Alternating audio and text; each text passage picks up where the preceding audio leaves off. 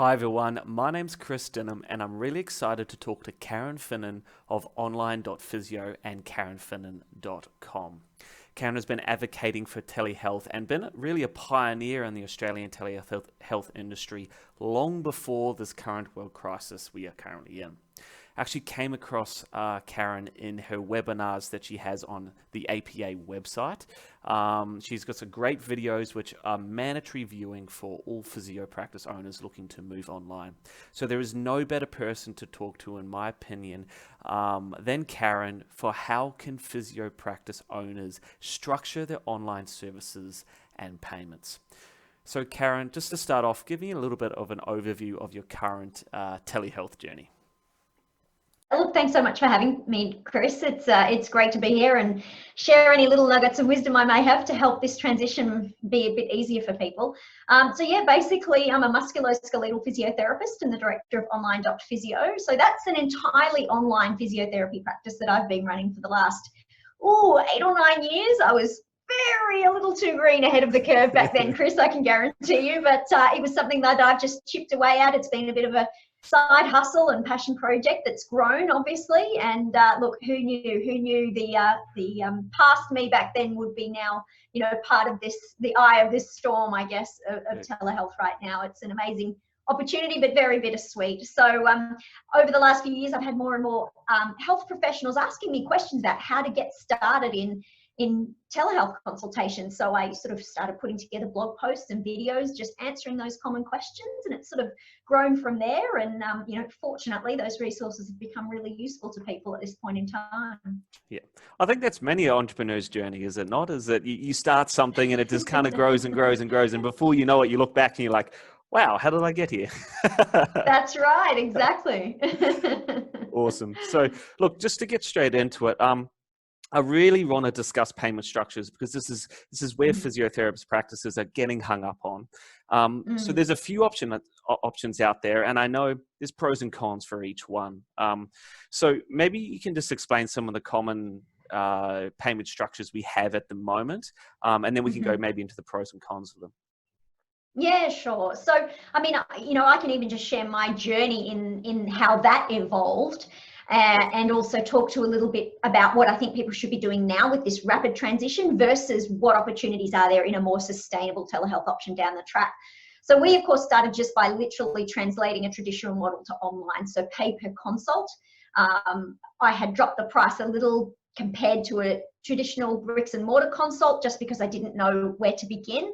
And, that's how we started out. It was 8 or 9 years ago, Skype consultations, PayPal, payment button, and all pretty basic. But, you learn over time how these consultations act a little differently in person to the way they do online. And what we found, Chris, was that we were putting a lot of time and effort into the initial consultation process.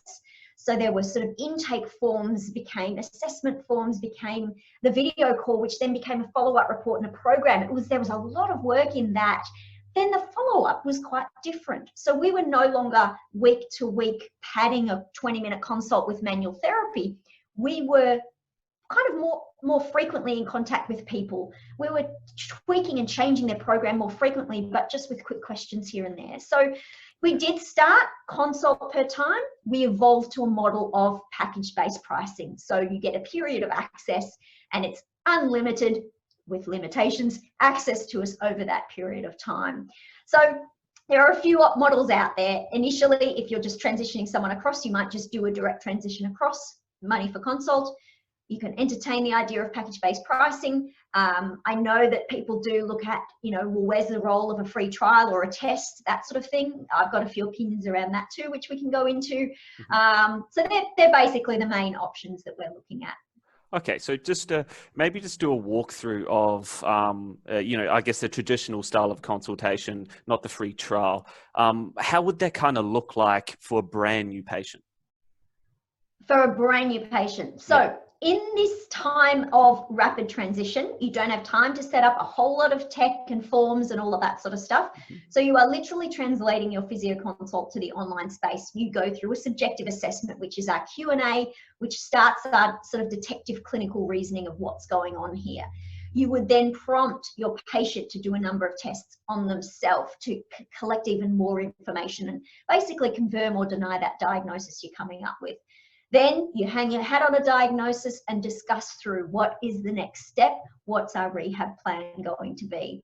So that's sort of a video-based consultation. We have now over time, and you won't get to this straight away, but it's just building, you know, layers in over time. We've gotten to the point now where our subjective assessment is form-based, and we used a form, Chris, that uses logic jump, meaning depending what they answer, they'll be led down another path of questions. Okay. Just really sort of intuitive and friendly. They can do that in their own time.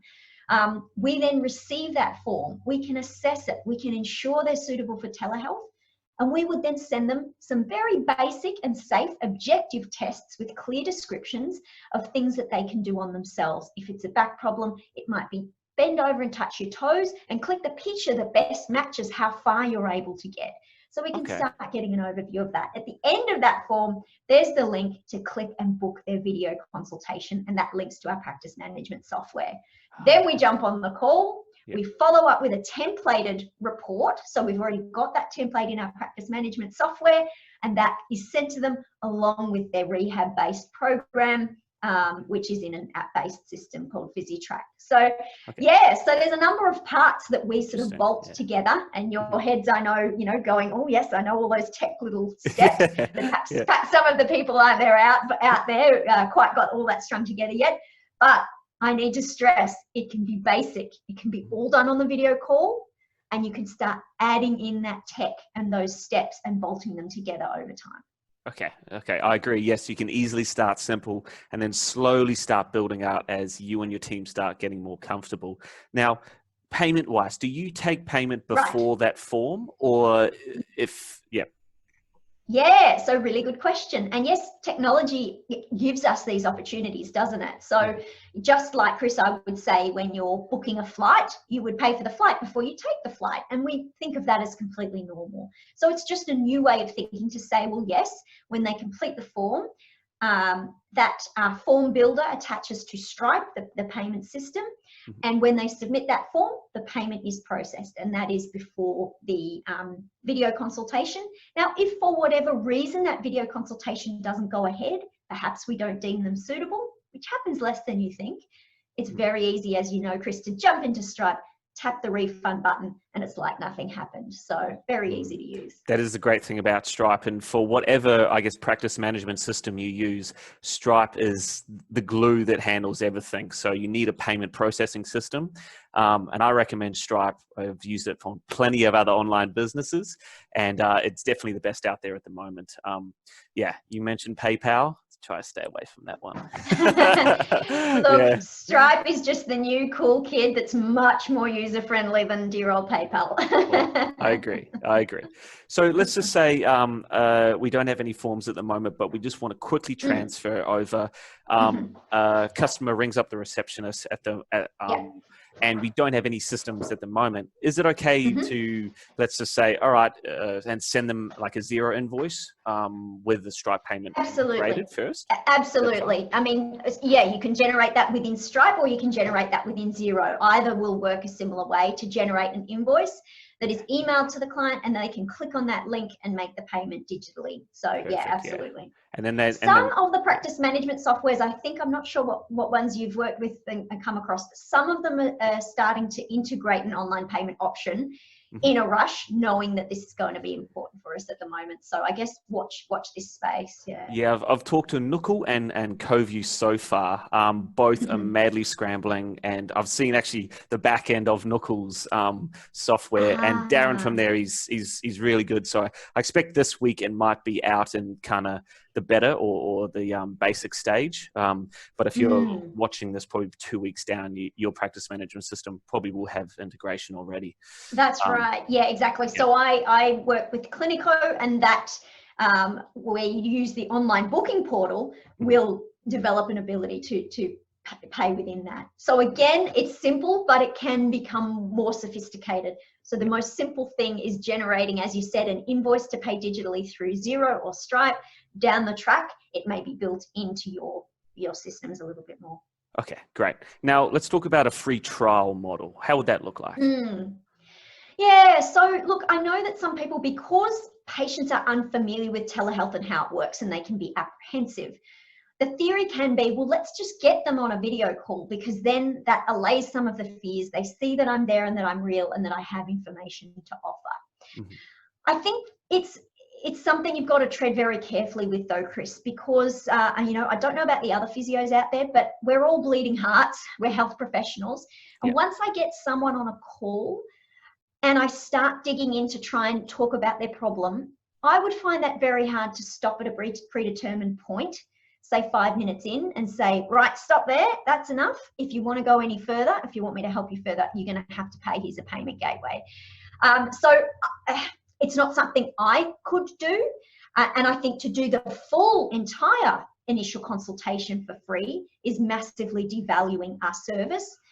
And in the way that I know telehealth works, most of your effort will be up front in that initial consultation if they are an end-to-end online patient and not someone who you've already seen in a bricks and mortar clinic.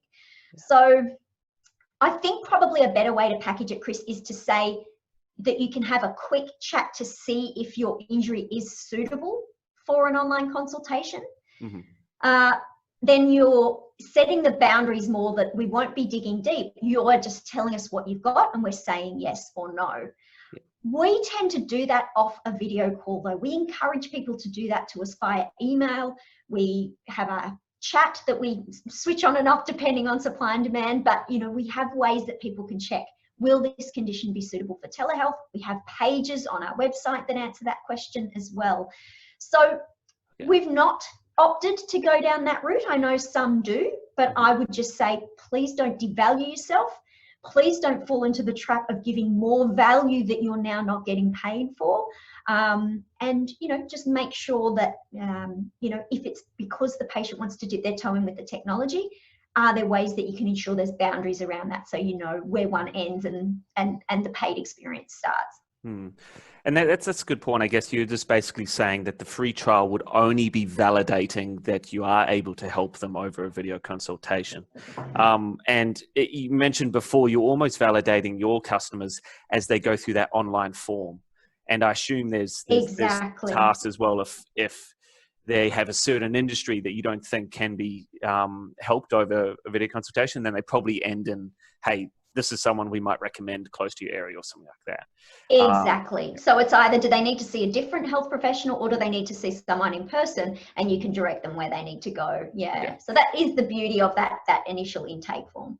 Now, as well, do you think, let's just say for a physical practice, normally they have a receptionist. If a new customer rings up, would they be able to, say, advise on whether their injury might possibly work through online consultation or not? Yeah, absolutely. So if you're a bricks and mortar clinic that is transitioning rapidly for COVID, and you do have a receptionist who is able to perhaps even work from home, that is definitely something that can be connected. So again, sometimes the apprehension is around the technology. If they can trial that call, and you've got a great receptionist who is very familiar with the types of conditions that come through your clinic, then that's definitely something that you could set up. And that makes the boundary much easier, doesn't it? So, you know, they're not the health professional, but they're almost like a pre-screening, a meet and greet, and they can then book the appointment then and there. Yeah, agreed. And I think it's like, let's just say if you're comfortable with, say, you know, doing that 10 minutes and then upselling them, upgrading them to the full consultation, when you scale and you have other staff on it as well, it's going to be difficult to, you know, control that as well, because your staff have different ways of dealing with patients than you do as well. Exactly. So. Exactly. And look, it's an opportunity here when you bring up sort of virtual reception for the bigger clinics out there that are listening on. You know, some of the more sophisticated video platforms like CoView does have the ability to have a virtual reception. So people can walk in off the street from Google or from, you know, digitally, and come to a receptionist. And it allows one single link even for consultation. Someone can come in and say, I'm ready for my consultation with Karen the physio, and that receptionist can transfer that video to the therapist's video room. So each therapist can have their own room, just like a clinic could. So to think of things and really stretch your brain into what's possible, it can really run very much like a real clinic, but just in a Geez, virtual that's sense. interesting. I didn't know CoView has that virtual receptionist. That's actually a brilliant idea. So they can one click, get on a video, talk to a receptionist, see where they can help, and then transfer, right? Wow, it's cool. Correct. It's very Yeah. cool. Yeah. All right, cool. So those, I guess, the two main models. Is there another model? I'm just trying to think. I don't really know of another one, but Yeah, look, that they would be the main ones, but I guess what we need to beef out a little bit is when you look at more package-based pricing, which is what we do. How do you package that up? You know, what does it look like? And so I can, you know, speak from our experience, which is that we've sort of landed on having 3 different packages or periods of access. So we would have 1 week of access for just a very minor niggle, like I've just got this little niggle in my lower back. It doesn't bug me too much, but geez, I'd love some exercises to help that out. Then you've got a 4-week access, which might be, oh, look, I sprained my ankle a little while ago. It's not quite there yet. I still feel it a little bit after I've jogged for a while. Maybe I need some exercises, and you might need a few progressions on those. And then the 3rd package is a 12-week package. So that might be for someone who's had surgery, or they've got an injury that's really been impacting their life a lot more, and are starting from a lower level and really need to sort of progress through those stages. So there are loose packages. At the end of each package is a good prompt to say, are they on the right track? Are they getting better as quickly as I feel that they should be? If not, should I be referring them on? Or do we just need more time, and we have links that are very easy for people to click on to extend those packages? Okay. So obviously, probably for those 1 week of access or 3 consultations, they would pay up front. What about the 12-week one? Would they pay on a weekly basis, or would they pay all up front? Yeah, so we just have them simply all up front. We have them all up front. It's the decision that we've made. Yeah. Okay. And we've learned over time how much demand people tend to put on that period of time.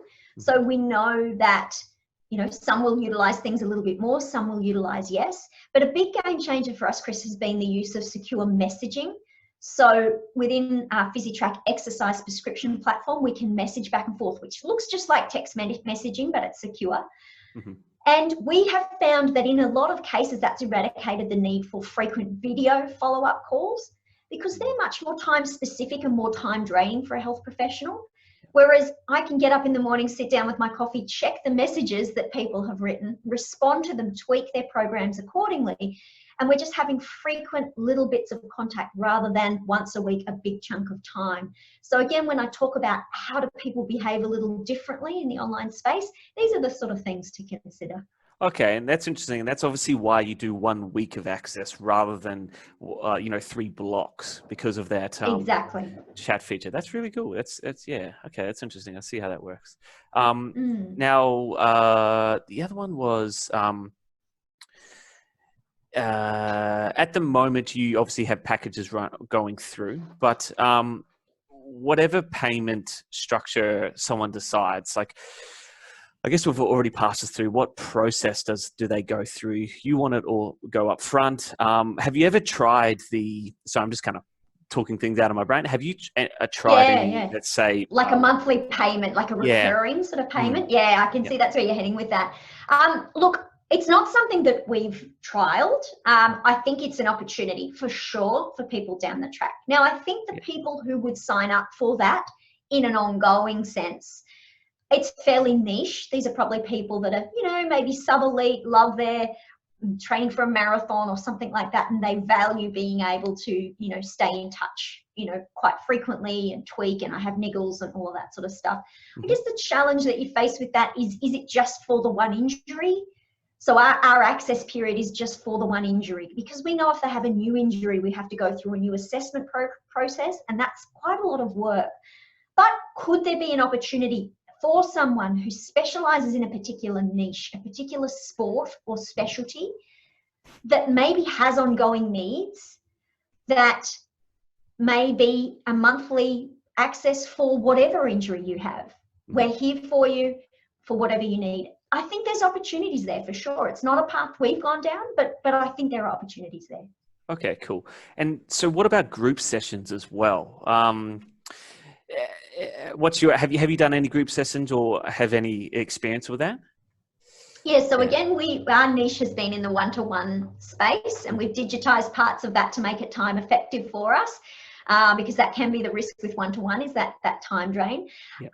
However, I know that a lot of people with this current situation have been running group classes that have transitioned to the online space. And again, I think we'll see more of it. I don't think it's being done very well by physios. I think fitness professionals have probably done it a lot better than us for a little while, but I think now we'll be bringing our skill and expertise and making that better quality for people. So, Yep. and you know, there would be similar sort of opportunities that you would have in bricks and mortar pricing for classes. So maybe it is a monthly gym membership, maybe it is a 10 class package. So yeah, again, opportunities abound at the moment. And I think to have people that you know really well, that you can see and that you can correct on a real-time class, I think there's so much value there, because there's a lot of pre-recorded stuff now that people are putting out there, but I think people really value that real time and that real connection. Definitely. Is there any security or privacy concerns with doing it online in a group session? I know I've had a few questions being like, I'm not too sure whether it's in line with our privacy laws. Right. Well, in fact, a group session is probably less bound by the privacy laws, because in a group class, you're generally not sharing confidential patient information. Okay. So you are just doing your exercise. It's more in the one-on-one setting that we're really sharing that sensitive data. And that is, we are definitely governed by principles there. So in Australia, for example, it's the Australian privacy principles. And that is basically our responsibility by the law to keep that patient information safe. Now, we're used to doing that in bricks and mortar clinics by using a quality practice management software and not leaving, you know, paper files lying around in the waiting room. But with a video call, we have to make sure we're selecting a quality platform that isn't going to be unencrypted or intercepted, or isn't the victim of, you know, many security breaches. So I know that there's a lot of talk, and we're probably veering off topic here a little bit, Chris, but I know there are so many questions about video platform selection, and it's very important. And I think there's a lot of misinformation out there. So the likes of your FaceTime, your WhatsApp, your basic free version of Skype, look, they're probably not serving our obligation under the privacy laws to select those platforms. We know there are better ones that are more suitable than that. So that's just something we've all got to consider. And just my 2 cents on the pay platforms as well. They make the process so much smoother and easier. So even though they are paid, you save so much more time with each consultation, with everything, just the process being smooth, that actually it's cheaper for you in the long run to use those paid platforms. Yeah. And look, you know, you can probably tell there's something I'm quite passionate about, Chris, because as physios, we are used to providing quality work. This is just another tool we use to do our work. And we wouldn't use sticky tape from the supermarket to strap an ankle because it was cheaper. We would use proper, good quality tape that is designed for the human body. So it is with our video platform. Don't use something that people use to catch up with grandma on the weekend. Use something that is designed, safe and secure, and user-friendly for telehealth. Perfect. Well, speaking of future technologies, let's move into our future predictions. This obviously has changed massively the health industry. Where do you see now telehealth moving past, I guess, after our crisis? It will end. We'll be okay. Where do you see it moving to? Yeah, so it's really interesting. And I think what we'll see, we're obviously seeing a big groundswell right now, and there will be a pullback. So there will be lots of people that have done telehealth during this time that will go back to bricks and mortar and live happily ever after. And that is not an issue at all. Bricks and mortar is not going anywhere. But there will be much more people than before that have seen the light with telehealth and the opportunities that can have. So there will be more acceptance from the health industry in supporting it. There will be more acceptance from health consumers in demanding it. That means more competition, Chris. Yep. So what will be important? It will be important to have a great niche, to really know, and this is music to your marketing ears, you are aware of these principles, you know, who are you really speaking to? Who are you best for? You're not limited by geography anymore, so you can have more of a specialty but reach more people. So I think the people that will do well moving forward are the ones who really know who they are as a therapist, really know what they love to treat and what they're good at, and then know how to reach those people through the mystical superpowers of the internet. Yeah, look, it's yeah. In my opinion, I think it's definitely not going away once the consumer realizes how easy telehealth is. I think a lot will become comfortable with it. I was talking to a, uh, a physiotherapist the other day, and he would just mention is that there was a stay-at-home mum who has 3 kids, and she needed to take one of her kids to the physiotherapist, but what was she going to do with the other 2? So a video consultation worked absolutely perfectly for them at that particular time. And I think if you're exposed to that during this maybe 4 to 6 or maybe 8 week period of where we can't leave our house, why, for particular cases, why would you go back as a consumer? Because it's so much easier, it's cheaper. So on the consumer side, I think that there will definitely be a lot more demand. And obviously now there's been far more funding and far more power given to physio owners with that, sort of stuff now. So, and then a lot of software, I assume now there'll be a wave. I'm seeing this in many different industries. You can see with Uber when Uber started, and there was a massive wave of different technologies that come and prop up their industry. Now in telehealth, there will be a huge wave of software to help physios, use telehealth a lot easier. And that's actually, you bring in Uber, it's probably the best way to draw an analogy. We can still date in person, but we do so much online now with dating. Yep. We can still bank in the physical bank if we want to, but gee, we love having the option of online. Yeah. We still like touching and feeling a real book. They're not going anywhere, but gee, we love to have them accessed digitally as well. It's just this common trend that we see. So we're kidding ourselves if we think as health professionals we have limitations that would stop us from following a similar path. Look, I agree with what you said before, bittersweet, but it is an exciting and interesting time now coming up for the foreseeable future. So Karen, look, thank you very much for joining me. I really appreciate it. It really answered a lot of questions I had, and I know a lot of people watching this video would have had. Where can we find you to contact you more, maybe ask some more questions? Yeah, fantastic. So if you head to KarenFinnin.com, which is KarenFinnin.com, that's where I've aggregated a whole heap of resources, blogs, videos, all sorts of diagnostic tools to see if you're ready for telehealth, all answering all those questions on how to get started. So that would be the place to go. Check it out. Brilliant. It is a great resource. And also check out your YouTube channel, because I've watched a lot of your videos and they are great. They are really great. So again, look, thanks very much. Hope to talk to you soon. Absolute pleasure. Thanks for having me, Chris.